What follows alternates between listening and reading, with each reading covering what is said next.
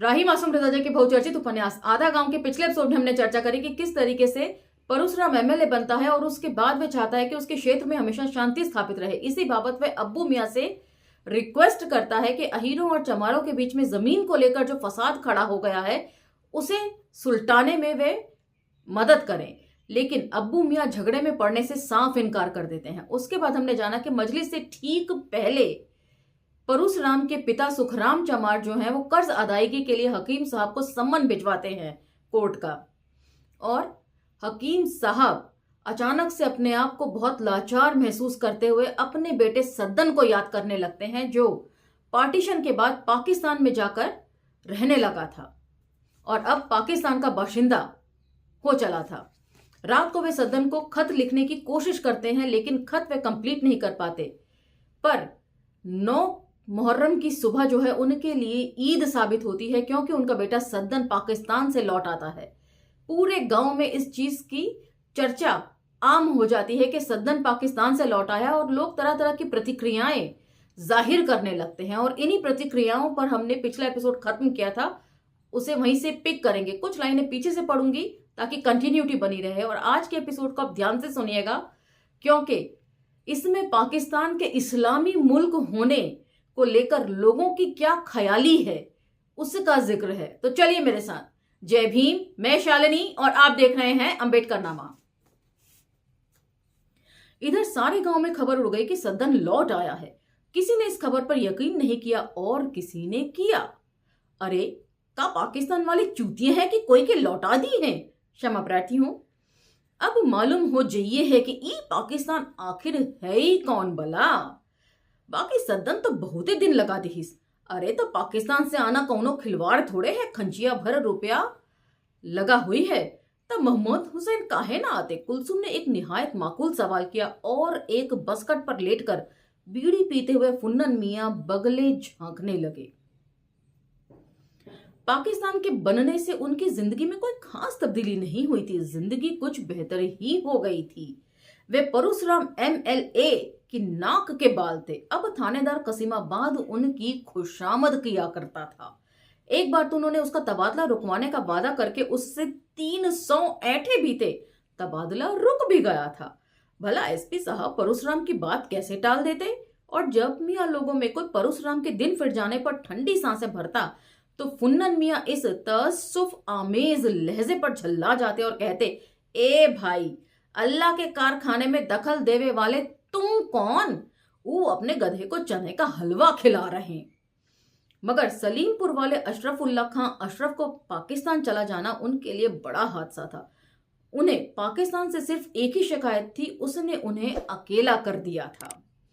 उनके घर में धूल उड़ने लगी थी और वे कुद्दन, दुल्लन, फत्तो और पम्मो को याद करते और कुलसुम की निगाह बचाकर रो लेते और सोचने लगते कि इम्तियाज लाम पर न गए होते। और अगर उन्होंने उस रात मुमताज को घर से ना निकाल दिया होता तो मोहम्मद हुसैन और रुकैया के बाल बच्चों के जाने के बाद भी उनका घर भरा भरा सा लगता। वो दोनों तो अब तक इतने बाल बच्चे पैदा कर चुके होते कि ई आंगनवा छोटा पड़ जाता।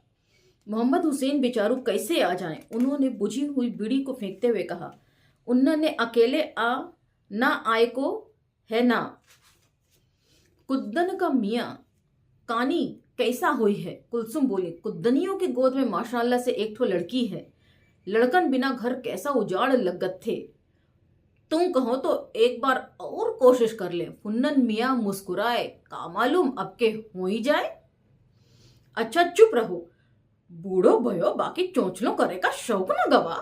कुलसुम भी पल भर के लिए तड़ाक से जवान हो गई और फुन्नन मियां की सफेद मूछें भी स्याह हो गईं और कुलसुम की आंखों में लगभग 30 साल पहले पड़े हुए सुरमे की लकीर उभर आई। पल भर के लिए तन्हाई खत्म हो गई, यादों से पिंड छूट गया। जहन से यह बात निकल गई कि कोई लड़ाई हुई थी जिसमें इम्तियाज मारा गया था। जहन से यह बात निकल गई कि कोई आंदोलन हुआ था जिसमें मुमताज ने गोली खाई थी। जहन से यह बात निकल गई कि कसीमाबाद की समाधि पर मुमताज का नाम नहीं है। जहन से यह बात भी निकल गई कि कोई पाकिस्तान बन गया है जिसने रुकैये, कुद्दन, दुल्लन, फत्तो और पम्मो को उनसे छीन लिया है। एक मर्तबा फिर तुम्हें भगाए को जी चाह रहा। फुन्नन मियाँ ने कहा, भागी हो हमरे साथ, कहाँ ले चली हो? कुलसुम भी खेल में शरीक हो गई। कलकत्ता, फुन्नन मियाँ ने कहा। उनकी आंखों के लाल डोरे और उभर आए। उनके जहन में ट्रामें चलने लगी, मोटरें चलने लगी। देहातियों को कलकत्ता के अलावा किसी शहर का नाम ही याद नहीं आता। जिसे देखो कलकत्ता जाने का उधार खाए बैठा है। बहुत बड़ा शहर है, हम तुम्हें समुंदर दिखलाएंगे। समुंदर का होता है जी? फुन्नन मियाँ सोच में पड़ गए। हाँ, वाकई ये समुंदर क्या होता है? जिसने देखा ना हो उसे कैसे समझाएं? ये अपनी गढ़ैया है ना, उन्होंने कहा। बस ई समझो कि ए से लाख दू लाख दुनी गढ़ई हो तो ओके समुंदर कहा जाता है। ओ में बहुत बड़े बड़े जहाज चलते हैं। ते लोगन को डर ना लगता पनिया से? डरे की कौन बात है? बरैना वो कहती रही कि अब्बू भाई अब्बास और मिगदाद की खातिर कुबरा और सैयदा को पयाम ले गए रहे। कुलसुम अपनी रोजमर्रा की दुनिया में लौट आई। बरैना वो सठिया गई है, फुन्नन मियाँ ने कहा। हम्माद जीती मक्खी हैं, उन्होंने कोई कैसे निगल ली है? ये सब हम ना जानते, कुलसुम ने कहा। बाकी ऊ कहती रही कि ऊ बगल वाला कमरवा साफ करती रही। जब ई बात भई ऊ खुद अपने कान से सुनिस, और हम तो इहो सुनते रहे कि कम्मो सईदवा से बिहा करे के अरमान में है। तब ते इम्तियाज और मुमताज ना है के मर गए। फुन्नन मियाँ उठकर बैठ गए। हमहू दो चार ठो सैदानियों को बिहा लियाते। मतलब ई सब की अकड़ जमींदारी की रही। ओ की हड्डी अच्छी, ओ की खराब है। चल हम तय निकाह पड़वाकर दो चार ठो हलाली औलाद पैदा कर ले। बे लड़कन के घरवा बहनचोद भी कब्रिस्तान लगता है। तो यहां पर मैं क्षमा प्रार्थी हूं। तो यहाँ पर थोड़ा सा पॉज देकर ये समझाना चाहूंगी कि कुलसुम और फुन्नन मियाँ जो है वो लिविंग पार्टनर्स थे। इन लोगों का बाकायदा निकाह नहीं पड़ा गया था। कुलसुम चूंकि किसी और की पत्नी थी, कयामत मियाँ की पत्नी थी, और फुन्नन मियाँ ने जब इन्हें पहली नजर में देखा तो इनसे प्यार कर बैठे और इन्हें जबरन उठाकर अपने घर ले आए। और तब से कुलसुम और फुन्नन मियाँ जो है एक दूसरे से प्यार की खातिर एक दूसरे के साथ ही जीने मरने की कस्में खा लेते हैं। उनसे पैदा होने वाली सारी औलादें जो हैं उसे हलाली की औलाद नहीं कहा जा सकता। लेकिन यहाँ पर फर्क ये था कि कुलसुम जो है वो खरी सैदानी थी, और लोग जब रखनी किसी को रखते थे तो या तो वे जुल्हने होती थी, या अहीरें होती थी, या चमाइने होती थी। तो इस चीज का फर्क था कुलसुम और बाकी रखनियों में। कुलसुम खालिस सैदानी थी। हाँ मियाँ आप हैं? चिकुरिया की आवाज आई। का है रे, आवत बड़ी, फुन्नन मियाँ ने कहा। फिर वे कुलसुम से मुखातिब हो गए। हम जा रहे तनी बारिकपुर। जवाद मियाँ की खंबिया के सामने धूप में कुर्सियां पड़ी हुई थी। फुस्सू मियाँ वहीं बैठे हुक्का गुड़गुड़ा रहे थे, और जवाद मियाँ हालते हजरा पर इजहारे ख्याल कर रहे थे। सद्दन भी बैठा हुआ सिगरेट पी रहा था और उसकी तकरीर पर मुस्कुरा रहा था। आदाब दा, वे फुन्नन मियाँ को देखकर खड़ा हो गया। जीते रहो, फुन्नन मियाँ ने कहा। कब आयो? आजे आए हैं। डागदर कमालुद्दीन से मुलाकात भई के ना? व्यंगात्मक शैली में फुन्नन मियाँ कह रहे हैं। वो गए हैं चावनपुर मरीज देखे, जवाद मियाँ ने कहा। वो तो बड़ा लंबा लंबा धावा मारे गए। फुन्नन मियाँ सद्दन से ही मुखातिब रहे। जवाद तो आजकल दिन रात यही दुआ मांगते रहे कि लोग खूब बीमार पड़े। तोरे पाकिस्तान का क्या हाल है? तन्नू मिलते हैं कभी कभार? जी हाँ, मिलते क्यों नहीं, ईद ही पर मुलाकात हुई थी। ईद पर? फुन्नन मियाँ चकरा गए। तुम कराची में ही हो ना? जी हाँ। और तब वो कह रहे कि ईद पर मुलाकात हुई थी। कराची गंगौली ना है ना साहब। अच्छा गंगौली ना है तो कलकत्ता ही रहे। बाकी अरे दा, आप कहाँ रहते हैं? सवेरे 8 बजे घर से निकलते हैं तो रात को 8 बजे आना नसीब होता है। अब कोई किसी से कब मुलाकात करे? ठीक है बेटा, फुन्नन मियाँ ने कहा। बाकी ई कराची ते बड़ा बेमुरव्वत तो शहर मालूम पड़ रहा है। जवाब में सद्दन हंस पड़ा। अब वह इन फुन्नन मियाँ को क्या बताए। तो ये सारा डिस्कोर्स जो है वो इस्लामी राष्ट्र को लेकर है। फुन्नन मियाँ चकरा गए। गंगौली में अभी जहां मुहर्रम का ही माहौल है, मुहर्रम ही मनाया जा रहा है, वहां कराची में कैसे ईद तक मनाई जा चुकी है। कितना कमा रही हो? यही 1000-1200। ए बेटा, हमें ई अरमान रह गया कि कोई हुआ से आए और ई कहे कि ऊ 100-200 कमा रहा। तो जमींदारी छिन गई, राजपाट छिन गया इन लोगों का, लेकिन फिर भी इनके जहन में अभी भी 100-200 ही चल रहा है। हजारों से पहले तो कोई रुकत ही नहीं, हुआ पैसे की खेती होती है का, अब तो रहिए ना कुछ दिन। कहाँ साहब, एकदम से हुक्म मिला कि मशरकी पाकिस्तान जाओ। रवाना हो गया। बड़ी मुश्किल से इसकी इजाजत मिली कि जमीन पर सफर करूं और 4 रोज के लिए अपने घर हुआ हूं। परसों चला जाऊंगा। भाई तब तो टकटकी लगा के तुम्हें जी भर के देख लेना चाहिए। का मालूम फिर तोरी सरकार तुम्हें घर आए की इजाजत दे कि न दे। और का ओका कौनो ठीक है, दुल्हन को ले जा रही हो। इस बार तो नहीं ले जा सकता, लेकिन वीजा बनवाने को कह आया हूं।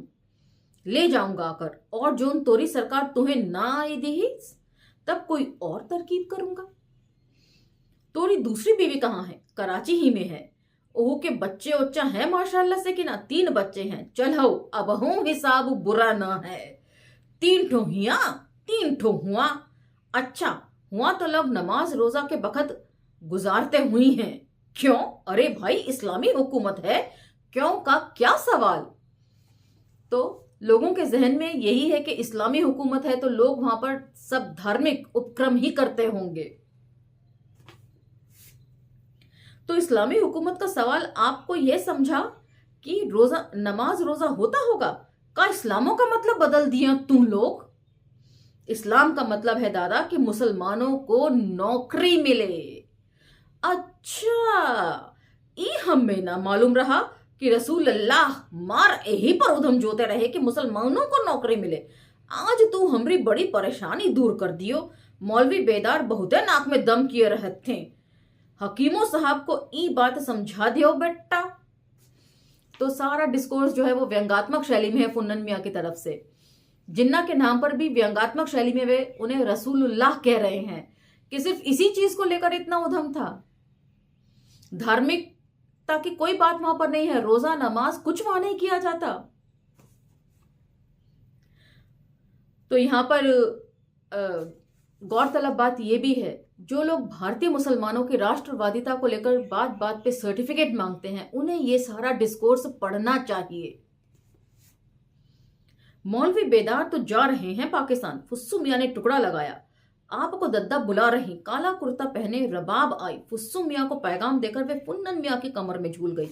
फुन्नन मियां ने फेरी वाले बजाज की तरह उसे कपड़े के काथान बनाकर अपने कंधे पर डाल लिया।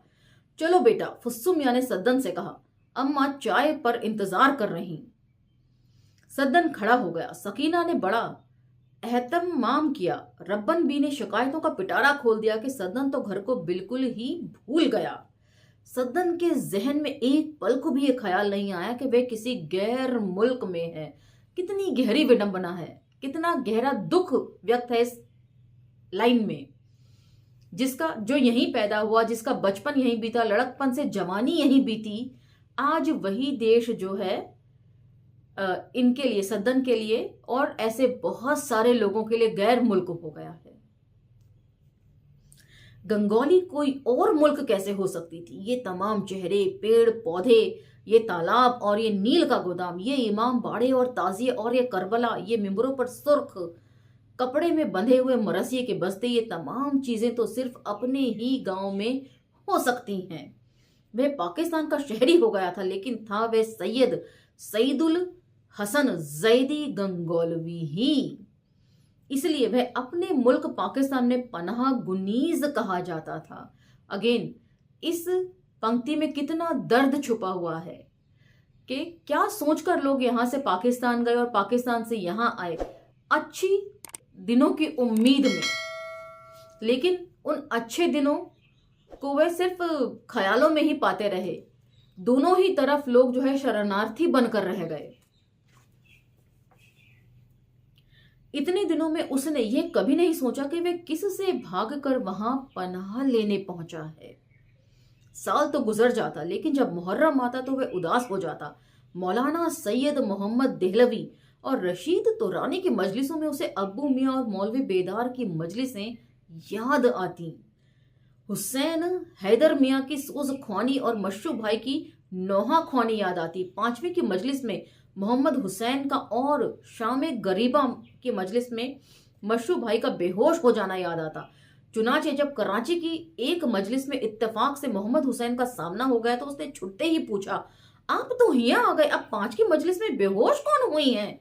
इन यादों की यूं तो कोई अहमियत ही, निहायत ही फजूल किस्म की यादें थीं ये। फिर भी सद्दन हर याद को गले लगा लगा कर रोया करता था। वह गंगौली के लिए तड़पता था और अब जब वह गंगौली में ही बैठा हुआ था उसे यकीन नहीं आ रहा था कि वह गंगौली ही में है। रब्बन भी क्या क्या कर रही थी। उनकी आवाज बहुत दूर जा चुकी थी। बहुत रह लियो हुआ, अब लौट आओ जी। वह चौंक पड़ा। जी का रब्बन भी बोली, लौट आओ अब। कहाँ? अपने घर और कहाँ? वह हंस दिया। अब तो उहे हमारा घर बन गया है। उसे ये देखकर खुशी हुई कि वह अपनी जबान नहीं भूला था। एक तो घर बना लिया है छोटा सा, हम ओ घर की बात ना कर रहे हैं। रब्बन बी ने कहा, हम तो ओ घर की बात कर रहे हैं जौन तोरे बाप दादा परदादा और उन्हों के दादा परदादा बनाइन रहे।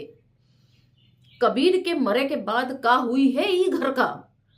हाँ वाकई, अब्बा के मरने के बाद क्या होगा इस घर का? उसने अपने आप से सवाल किया और उसे इस बात पर ताज्जुब हुआ कि उसने अब तक इस सवाल पर गौर ही नहीं किया था। क्या होगा इस घर का और उन चौकों और उन 24 ताजियों का? इन ताशों, झांझ और तबल का क्या हश्र होगा? इन पंजों और पटकों पर क्या गुजरेगी? अब्बा के इंतकाल के बाद मैं क्या कर सकता हूं? उसने सवाल की बाढ़ से घबरा कर कह दिया। कर काहे ना सकता? रब्बन भी चमकी। लौट सकत हो, आके कह दियो यहाँ की सरकार से कि साहब हुआ हमरा जी ना लग रहा। ई इतना आसान ना है। अच्छा, हम ई पूछ रहे कि जब तू ही लोग ओट दे के पाकिस्तान बनाई हो तो उन्हें ओटवा दे के बिगाड़ दियो माटी मिले को। तो ये रब्बन भी कह रही हैं सदन से। सब लोगों ने पाकिस्तान को बनाने के लिए अपना वोट दिया था मुस्लिम लीग को, और अब कह रही हैं कि वोट वापस ले लो। क्या ये इतना आसान है? ए भाई, आप तक कुछ खैवे ना कर रहे, सल्लो ने कहा। खा तो रहे हैं, अब कितना खाएं? अब्बा से कुछ कहलवाओगी? उसने शद्दों से पूछा। ई निखौंदी कहाँ जाने अब्बा को, सकीना ने एक ठंडी सांस लेकर कहा। खुदा समझे उनसे, जैसा ऊ हमरी लड़की को कल्पाइन है। तो यहाँ बेटी अपने पिता के लिए तरस रही है। कितनी सारी ऐसी बेटियां रही होंगी जो अपने पिता के लिए तरसती रह गई होंगी, दोनों ही तरफ, चाहे पाकिस्तान हो चाहे भारत हो। आप हमरे अब्बा को जानते हैं? शद्दो ने पूछा। हाँ, सद्दन ने कहा। तो उनसे कह दीजिएगा कि वो कैसे अब्बा हैं, और ये भी कह दीजिएगा कि हम उन्हें याद करते हैं और अम्मा पखाने में छिप छिप के उनकी तस्वीर देखती और रोती हैं। तो सल्लो जो है वो तन्नू की बीवी है। चुप माटी मिली, सल्लो ने डांटा। चुप काहे को रहे? का हम झूठ कह रहे हैं? चलो मैं तुम्हारे अब्बा के पास तुम्हें ले चलूं, सद्दन ने कहा। हम ना जाएंगे, शद्दों ने साफ इनकार कर दिया। क्यों? हम नाना और नानी और बड़की अम्मा को छोड़ के न जाएंगे। रब्बन भी ने सकीना को इशारा किया। सकीना वहां से टल गई। फिर रब्बन भी किसी बहाने से बावर्ची खाने की तरफ चली गई। फुस्सू मियाँ ने कहा कि वे कम्मों से सल्लो की दवा लेकर अभी आते हैं। सल्लो हैरान कि यह एकदम से तमाम लोगों को काम क्यों पड़ गया। उसे यह नहीं मालूम था कि उसे घरवालों ने तनु के बारे में बातचीत करने का मौका दिया है, और अगर उसे यह मालूम भी होता तो वह क्या कर लेती। तनु के बारे में बात तो वह हरगिज न करती। कोई ये बात नहीं थी कि वह तनु से खफा रही हो। यही क्या कम है कि उन्होंने सद्दन की तरह दूसरी शादी नहीं की थी, मगर शर्म की वजह से वह बात न कर पाती। हाँ, सद्दन भांप गया, इसलिए खुद उसने छेड़ा। तन्नू का खतवत आता है। वो इस्तलाली जनबे ना करते। तो इस्तलाली हम पहले उपन्यास में पढ़ चुके हैं। ये ऐसी भाषा थी जो खास तौर से सैयदानियों को सिखाई जाती थी, घर में थोड़ा पढ़ने लिखने के लिए, आपस में गुफ्तगू करने के लिए। सद्दन चकरा गया। तुमको तो उर्दू आती होगी। छपी हुई उर्दू आवती, लिखी हुई उर्दू न आती। शब्दों के नाम तो लिखते होंगे वे खत, इक्को ना लिखित। शब्दों ने ही जवाब दिया। सल्लो जहमत जवाब से बच गई। ये तो उसकी बड़ी ज्यादती है। सद्दा ने कहा, पाकिस्तान हम भी गए, बाकी हम तो अपने बच्चों को ना भूल गए, आए जाए पर इख्तियार नहीं, बाकी लिखे में का खर्च होता है। अब मुलाकात होगी तो मैं टांग लूंगा उनकी,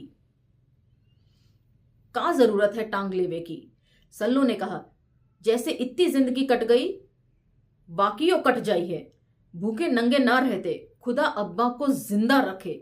वह तो ठीक है मगर, सद्दन ने अपनी बात खत्म नहीं की, लेकिन उसका अधूरा जुमला सल्लू के दिल में तराज हो गया। ये मगर शब्द बड़ा नोकदार था। खुदा अब्बा को जरूर जिंदा रखे, मगर कोई हमेशा नहीं जी सकता, तो उसके बाद उनके बाद उसका क्या होगा? तुम्हारी 7-8 साल की इस खूबसूरत और शोक बच्ची का क्या होगा? तुम्हारा तो कोई भाई भी नहीं है। ये लड़की 3-4 साल में जवान हो जाएगी, तब क्या होगा? कुबरा, सैयदा और लैला की शादी तो हो नहीं रही। सईदा जैसी पढ़ी लिखी और खूबसूरत लड़की तो कंवारी बैठी है, फिर तुम्हारी शद्दों का क्या हश्र होगा? इस मगर के बांस में ये तमाम बातें फरहरे की तरह हवा के रुख में तड़प रही थीं। सल्लू रो पड़ी। सदन घबरा कर बाहर निकल गया। उसने सारे गांव का एक चक्कर लगाया। गांव काफी बदल चुका था, गलियां पुख्ता हो गई थी, जगह जगह पंचायत की तरफ से लालटेनें नस्ब करवा दी गई थी, जिनमें रात को मिट्टी के तेल के चिराग जलते थे। बहुत से पुख्ता मकान भी बन गए थे।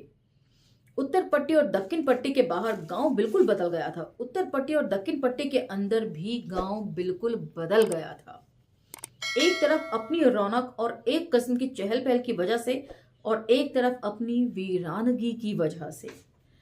एक तरफ नए मकान बन रहे थे और एक तरफ पुराने मकान गिर रहे थे।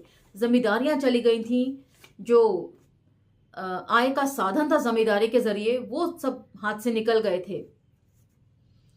सैयद बाड़े में कोई मकान शामिल नहीं था। बदन के कपड़ों की तरह ही दीवारों के पैरहन भी मस्के हुए थे, जहां तहां पैबंद भी लग गए थे, मगर ऐसा मालूम होता था कि इन दीवारों में अब छत का बोझ उठाने की सकत नहीं है।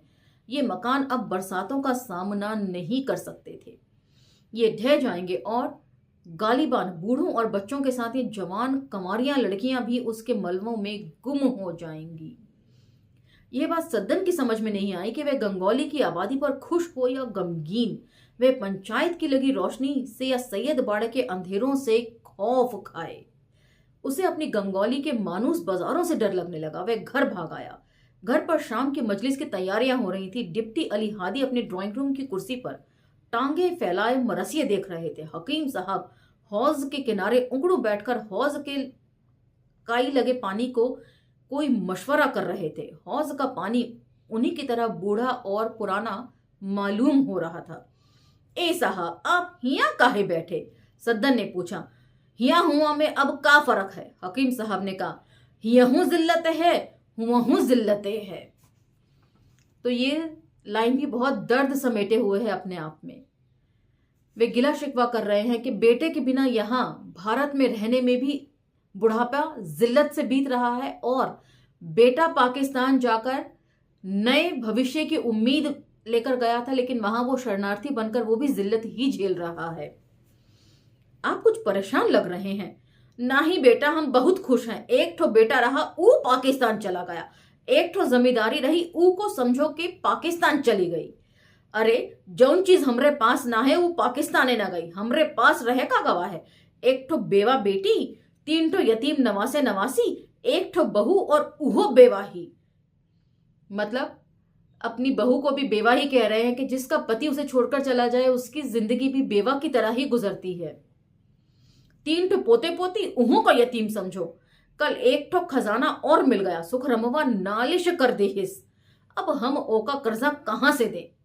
2-4 ठो मरीज आते रहे तो कम्मो डागदरी शुरू कर दी। हमरी समझ में तो भाई कुछ आता ना। 9 प्राणी का पेट कैसे चलाएं? देखिए इंशाअल्लाह अब मैं कुछ भेजा करूंगा। ई तो तू जाते वक्त भी कह रही हो, हकीम साहब ने कहा। तुम अपने बाल बच्चों को ले जाओ। आपो चले चलिए, फिर हम ना जाएंगे। आखिर यहां रहकर करिएगा क्या? यह बात का ख्याल तुम्हें बहुत जल्दी आया। मैं खड़े हो गए। ई पूछ रही हो ना कि हम यहां रह के क्या करेंगे, तो सुनो, हम खानदानी गड़ावट छोड़ के न जाएंगे। हम मरे को रह रहे हैं हिया। आगे का मरसिया जो है ना, वो जरा ध्यान से सुनिएगा। किस तरह सिचुएशन पे फिट बैठता है।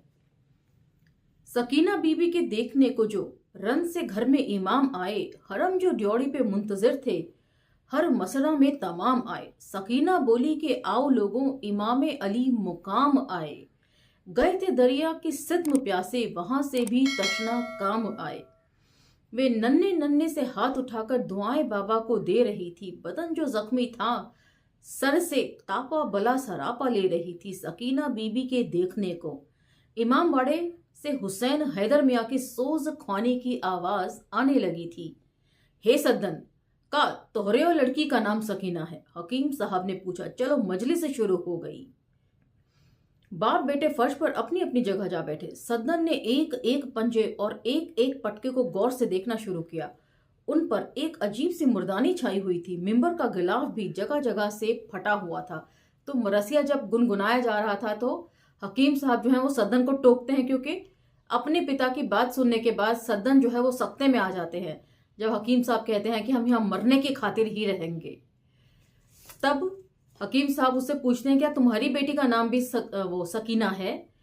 कहने का मतलब यह है कि हकीम साहब जो है वो सद्दन को ताना मारते हैं कि जिस प्यास को बुझाने के लिए पाकिस्तान गए वहां भी प्यासे ही रह गए, वहां के बाशिंदे नहीं कहलाते हो, शरणार्थी यानी कि रिफ्यूजी कहलाते हो। सोज ख्वानी के बाद डिप्टी अली हादी मियाँ मिंबर पर गए। बस्ता उतारकर उन्होंने मरसिए का इंतखाब करने में 3-4 मिनट लगाए। फिर उन्होंने चश्मे के ऊपर से साम इन को घुरा। 2 रुबाइयों और सलाम के चंद शेर पढ़ने के बाद उन्होंने मरसिया शुरू किया। दौलत कोई दुनिया में पिसर से नहीं बेहतर। हकीम साहब ने मुड़कर सद्दन की तरफ देखा। सद्दन गर्दन झुकाए हुए बैठा था। मीर अनीस हकीम साहब की नजर से गिर गए थे। आजकल उनका लड़का पाकिस्तान गया होता तब ऊ ई मरसिया लिखते, तब हम जानते कि हमरे पास ई दौलत कौन कौन काम आ रही है। कहने का मतलब यह है कि हम लोग कहते हैं कि बच्चे ही हमारी दौलत होते हैं, और उस पर भी लड़कों को तो एकदम फिक्स डिपॉजिट की तरह लोग समझते हैं। लड़के जो हैं बुढ़ापे का सहारा हैं, बुढ़ापे की लाठी हैं, तरह तरह की कहावतें जो हैं वो लड़कों को लेकर होती हैं। लेकिन यहां पर हकीम साहब की दुखती रग पर यह मरसिया हाथ रख रहा था कि उनका लड़का तो पाकिस्तान चला गया है। ई दौलत अब हमें जाए को पड़ी, यवे परू सरमवा हरामजादे के पास, और ओसे कहे को पड़ी है कि अपने बाप से कह के मुकदमा उठवा ले, चाहे तो ई घर लिखवा ले, बाकी ई मुकदमे में हमें कचहरी मत बुला। हकीम साहब रो पड़े। तो मरसिया सुनते सुनते उनके रोने का मकसद कुछ और था। बेशक सामने से किसी को ये लग रहा हो कि मरसिए को सुनकर वे दुखी हो रहे हैं। ये वे असा है पीर जवान रहता है जिससे, अली हादी मियाँ ने मिसरा पढ़ा। ठेंगा होता है पीर उससे। हकीम साहब ने सोचा सामने ही तो मौजूद है असा। सद्दन की बेटी सकीना सरकते सरकते उसकी गोद में आ गई। उन्होंने अपनी नाक उसकी गर्दन में गाड़ दी। वह गुदगुदी की वजह से फिसल गई। फिर वे उनकी गोद में लेट गई और सियाह रुमाल का चूहा बनाने लगी। तो इसी के साथ ये 8वां चैप्टर भी कंप्लीट होता है। अगले एपिसोड में हम इसके अंतिम पड़ाव और अंतिम चैप्टर की तरफ चलेंगे। तब तक कमेंट सेक्शन में आप लोग भी अपना इजहार ख्याल लिखते रहें। पाकिस्तान को लेकर जिस तरह के इल्यूजन्स ये किताब तोड़ती है, उससे आप कितने सहमत हैं ये जरूर मुझे बताइएगा। इसी के साथ अब मुझे इजाजत दीजिए। मिलते हैं अगले एपिसोड में और आखिरी पड़ाव के साथ। धन्यवाद। जय भीम।